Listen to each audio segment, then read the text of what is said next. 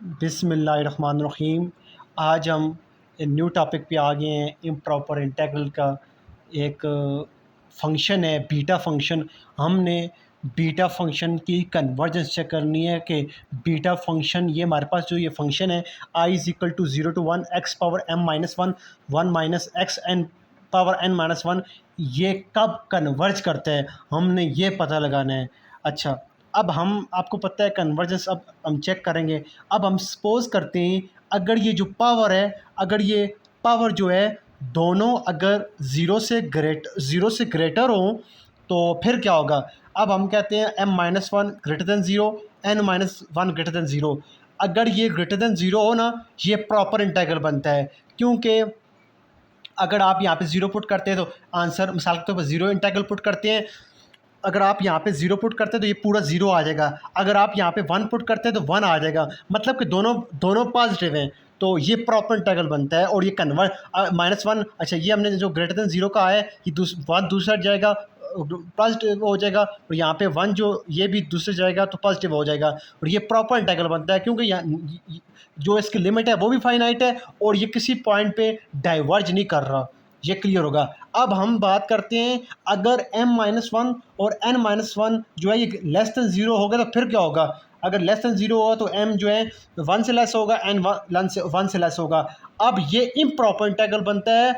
अब पता चलाते हैं ये क्यों इम्प्रॉपर इंटीग्रल बनता है। अब देखें यहाँ पे अब अगर नेगेटिव पावर है तो जब इसको नीचे लेके आएंगे तो वन डिवाइड बाई, अगर मिसाल के तौर पर ये माइनस वन है नीचे आएगा तो आपको पता है डिवाइड में जब इन्फिनिटी हो तो डिवाइड में जब इसकी लिमिट ज़ीरो पुट करेंगे तो फिर आंसर जो आएगा वो इन्फिनिटी आएगा और ये डाइवर्ज कर जाएगा। इसलिए ये इम्प्रॉपर इंटीग्रल है। और ये सेकंड काइंड है क्योंकि ये ज़ीरो वन आ रहा है। आपको पता है सेकंड काइंड में क्या होता है। उसके बाद आते हैं, अब ये हमारे पास ये फंक्शन है। अब यहाँ पे पॉइंट ऑफ डिसकंटिन्यूटी टू है, ज़ीरो और वन, दो डिसकंटिन्यूटी पॉइंट है ज़ीरो वन। अब ये क्यों है, क्योंकि जब आप x की जगह ज़ीरो पुट करेंगे तो ये अनडिफाइन हो जाएगा। तो मतलब क्या ये दोनों जो है डिवाइड में आ गए क्योंकि नेगेटिव है ना, डिवाइड में आ गए ज़ीरो वन, दो पॉइंट डिसकंटिन्यू, दो पॉइंट जो हैं वो डिसकंटिन्यूटी है। हम चाहते हैं कि इस एक एक पॉइंट डिसकंटिन्यूटी आए। तो अब हम इस तरह करेंगे, इस लिमिट को, ये ज़ीरो टू वन जो लिमिट है इसको ब्रेक करेंगे। अब ब्रेक आपको पता है मैं कल भी एक थ्योरम जो करवाया था उसमें ब्रेक करना सिखाया है। अब हमने वन बाई इन दोनों के दरमियान एक पॉइंट लिया वन बाई टू, उसमें ब्रेक किया, वन बाई टू इधर आ गया, प्लस वन बाई टू आ गया, ये one by zero two one by two limit और वन बाई टू से वन लिमिट आ गई। अब हमारे पास ये आई वन आ गया और ये आई टू आ गया। अब हमने सबसे पहले आई वन की कन्वर्जेशन करनी है। अब हमने देखना है ज़ीरो टू वन टू में कौन इन ये तकरीबन दो चीज़ बन रहे हैं, दो एक्स वाले फंक्शन बन रहे हैं ना, एक ये एक्स वाला है और ये एक्स वाला है। अब हमने देखना है इस लिमिट में कौन सा पार्ट डिसकंटिन्यूटी है। तो देखा जाए तो ये जो फंक्शन है ना, ये पॉइंट ऑफ डिसकंटिन्यूटी है क्योंकि जब आप ज़ीरो पुट करते हैं तो ये डिसकंटिन्यूटी हो रहा है और ये डिसकंटिन्यूटी नहीं हो रहा। तो हमने ये कह सकते हैं यहाँ पे सिर्फ ज़ीरो पॉइंट ऑफ डिसकंटिन्यूटी है। हम अब आगे चले जाते हैं। अब देखें, अब जो पॉइंट डिसकंटिन्यूटी है ना उसको हम डिवाइड में ले आएंगे। अब वहाँ पे था x की पावर वन माइनस एम। अब जब हमने m माइनस वन जब हमने डिवाइड में लाया तो इसके साथ माइनस आ गया। अब ये माइनस आ गया तो अब ये वन माइनस एम बन गया। अब हमने इसकी कन्वर्जेंस चेक करनी है कंपैरिजन टेस्ट लगा के। अब हमने उस दिन लेक्चर में पढ़ा था कंपैरिजन टेस्ट क्या होता है। आपके पास एक फंक्शन है एफ एक्स होता है और जी एफ एक्स होता है, आप उन दोनों को डिवाइड करें। अगर आपके पास आंसर फाइनाइट आ रहा है तो आपका जो होगा उनका बिहेवियर दोनों का सेम होगा। अब हम कंपैरिजन टेस्ट लगाते हैं, एफ ऑफ एक्स जो होगा ये पूरा आ गया।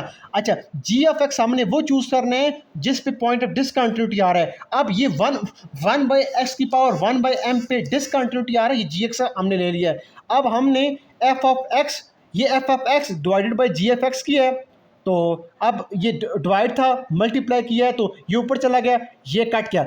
अब हमारे पास ये जो है आंसर फाइनाइट आ गया। तो इसका मतलब है इसकी कन्वर्जेंस जो बड़े फंक्शन की डाइवर्जेंस होगी वो जो है छोटे की होगी। हमने कन्वर्जेंस चेक कर रहे हैं। अब हम देखते हैं, अब हम जी एक्स की कन्वर्जेंस चेक करनी है।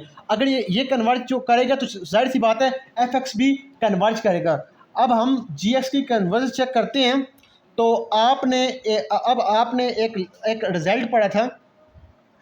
अब हमारे पास जी एस ये कन्वर्जेंस चेक करती हैं। ये वन माइनस एम जब लेस देन वन होगा तो ये जो है कन्वर्ज करेगा। ये हमने उस दिन थ्योरम में एक पढ़ा था, रिजल्ट जो हमने पढ़ा था कि one divide by x minus a. अच्छा, ये जो लिमिट थी ए टू बी थी और डी एफ एक्स थी। हमने कहा था जब इसकी पावर जो एन थी, एन की जो वैल्यू लेस देन वन होगी तो ये कन्वर्ज करेगी। इसी तरह ये देखिए, ये मैंने लिखा हुआ था पहले का, ये जो है जब ये n की वैल्यू लेस देन वन होगी तो कन्वर्ज करेगा। ये हमने रिजल्ट परसों लेक्चर में पढ़ा था। अब यहाँ से क्या मुराद है, व्हेन n लेस देन। और यहाँ पे अब देखें यहाँ पे जो है ये वन माइनस एम है ना। अब वन माइनस एम जो लेस देन वन होगा तो कन्वर्ज करेगा। अब वन वन कट के माइनस एम जो था वो लेस देन ज़ीरो है, तो इसका मतलब है वो m ग्रेटर देन ज़ीरो आ गया।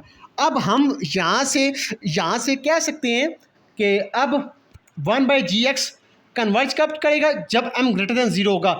ये हमने कहाँ से लाया है, ये हमने ये इस रिज़ल्ट से लाया है कि जब हमने ये रिज़ल्ट किया है जब n लेस देन वन होगा तो ये कन्वर्ज करेगा।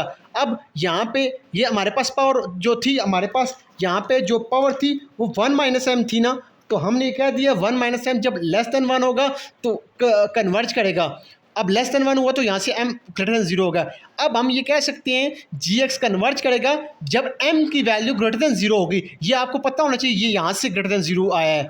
और अब जाहिर सी बात है जब जी एक्स कन्वर्ज कर रहा है तो लाजमी बात है एफ एक्स भी कन्वर्ज करेगा। अगर बड़ी सीरीज़ कन्वर्ज कर रही है तो छोटी भी कन्वर्ज करेगी।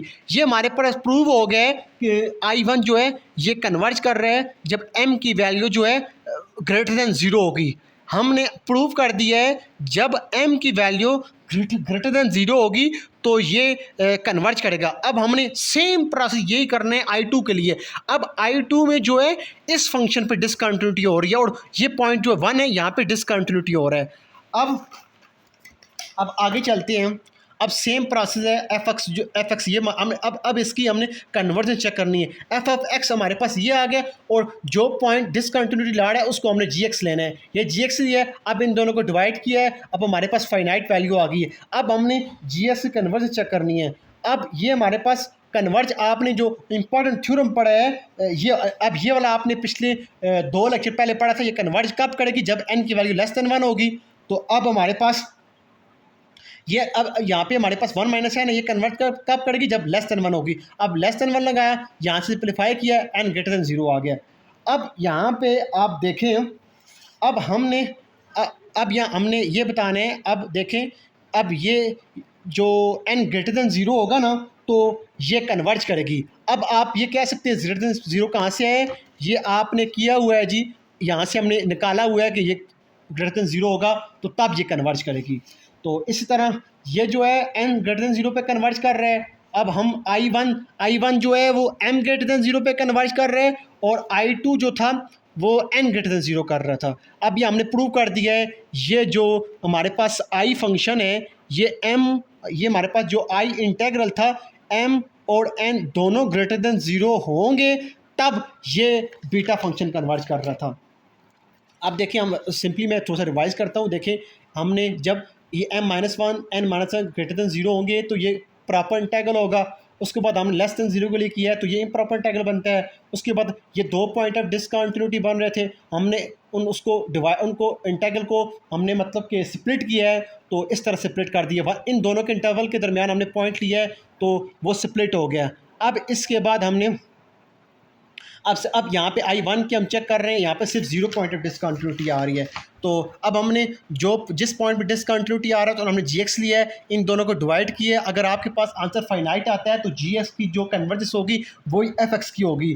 तो हमने अब देख लिया ये जो है कन्वर्ज कर रहा है और जो n जो है लेस, आपको पता है ये जो रिजल्ट हमने पढ़ा था जब ये लेस देन वन होगा तो ये तभी कन्वर्ज करेगा। अब हमने जो ये पावर थी g की x की पावर 1/m, इसको हमने ग्रेटर देन वन लिया, यहाँ से m ग्रेटर देन ज़ीरो आ गया तो हमने कह दिया ये जो gx है ये कन्वर्ट कर रहा है जब m की वैल्यू जो है ग्रेटर देन ज़ीरो होगी।